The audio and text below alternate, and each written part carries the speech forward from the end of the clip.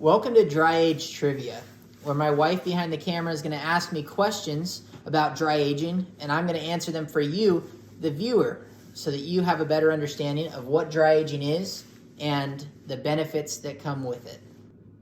What does the word pellicle mean? Good question. So the pellicle is the outside of the meat that hardens during the dry aging process. So, for example, on these steaks right behind me, after 30 days, the pellicle is going to be rock solid because it's hardened throughout the dry aging process. When we stake these out into individual steaks 30 days from now, we will trim off the outside pellicle so that all you're left with is the prime piece of meat. What does this word cycle refer to in talking about dry aging, and how long should it last? Good question. So what is the cycle and how long should it last? A cycle just simply refers to the time the meat spends in the dry ager. So our cycle on both of these is going to be a 30-day cycle. The bare minimum to taste or experience the dry aging flavors are about 28 days. So at the 28-day mark, you get your first different taste or flavor profile from the meat. But you can dry age meat as long as you would like to. But you have to keep in mind, the longer you dry age it, the more loss you're going to have at the end of the cycle. Name 5 different things you can dry age. Good question. So you can dry age beef, pork, fish, although we won't be doing fish. Fish needs its own dry aging cabinet because the smell usually tends to linger in the unit. So beef, pork, fish, you can do charcuterie. So charcuterie is sausage, salami, you can do that in here. You can do cheese. So like Parmesan in a store is aged for X amount of months. You can do the same thing in this machine. You can also do poultry. So turkey, chicken, duck, any sort of game you can do in here. That's good. What is the difference between dry aged meat and beef jerky? Good question. So beef jerky, I have a piece here conveniently, is cooked meat. So the process of making beef jerky is dehydrating the meat while also cooking it. So you get this dehydrated texture. Dry aged beef is completely raw at the end of the cycle. But the difference is our unit is held between 34 and 36 degrees. So it's a really cold fridge.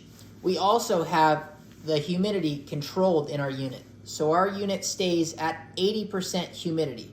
So having a really cold 34 to 36 degrees, as well as 80% humidity, gives you the perfect dry age beef. That's really good. What is tallow?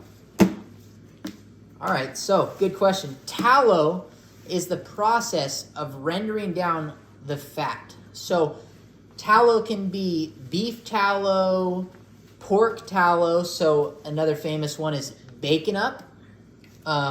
For this example, we have our Wagyu tallow, which we used on our boneless ribeye roast. So the Wagyu tallow we use is from South Chicago Packing.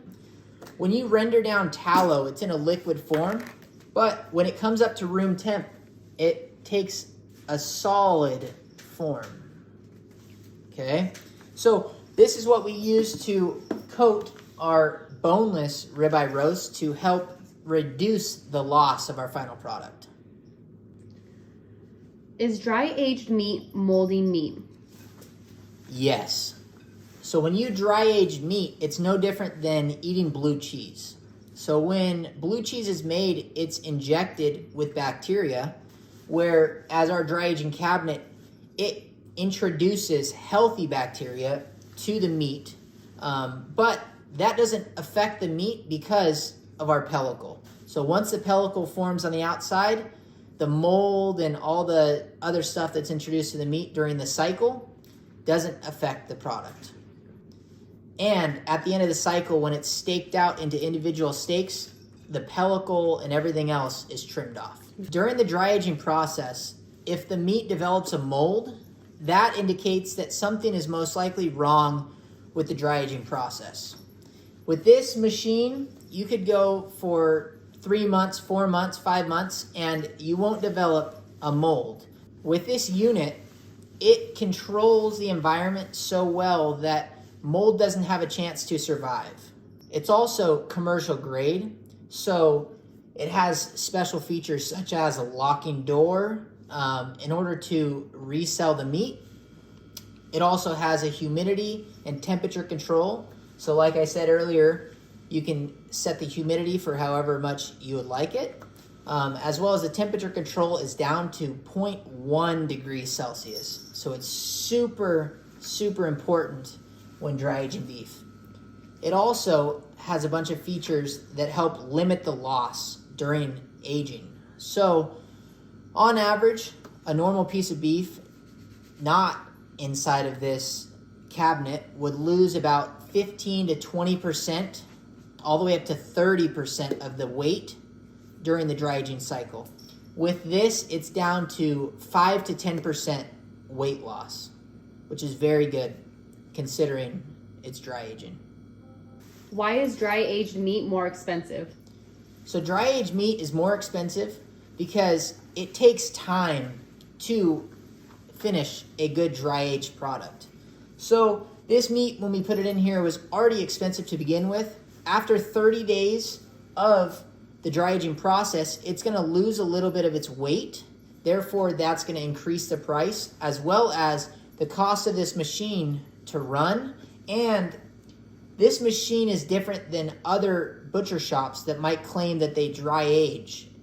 Dry aging is just the idea of letting a meat dry in a fridge. So this could be done in a giant walk-in fridge. This doesn't have to be done in this sort of cabinet, but when you have a cabinet this good, there's no guessing in whether or not your product is going to come out perfect every time, which is why we went with the Dry-Ager UX 1500 Pro, because we can put any piece of meat in here and we know after the cycle it's going to be perfect.